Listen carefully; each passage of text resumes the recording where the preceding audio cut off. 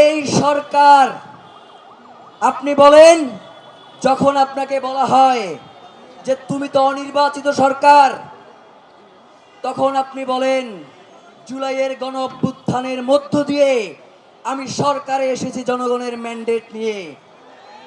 যখন এই কথা বলো তখন কি তোমার লজ্জা লাগে না? 1400 শহীদ, তার রক্তের এখন পর্যন্ত বিচার করতে পারো না, তোমার শরম লাগে না?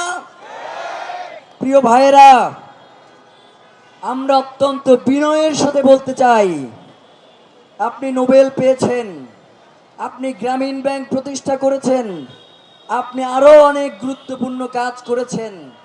এই বাংলাদেশের জনগণ আপনাকে সম্মান করে, আপনাকে ভালোবাসে। স্বরাষ্ট্র উপদেষ্টা, হাসি ছাড়া তো মুখে কোনো কথা নাই,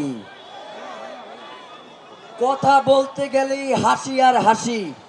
পরম আনন্দে আছেন, মনে করেছেন যে আর 1 মাস ক্ষমতায় আছেন, এরপরে ক্ষমতা ছেড়ে দিয়ে বিদেশে পাড়ি জমাবেন। আমরা আপনাকে বলতে চাই, শুধু স্বরাষ্ট্র উপদেষ্টা নয়, বাংলাদেশের যত উপদেষ্টা রয়েছে তাদেরকে কোনো সেফ এক্সিট আমরা দিব না। কোনোভাবেই আপনারা বিদেশে পালাতে পারবেন না। এই রক্তের সাথে বেইমানি করলে এই জমিনেই আপনাদের বিচারের ব্যবস্থা করবে জনতা।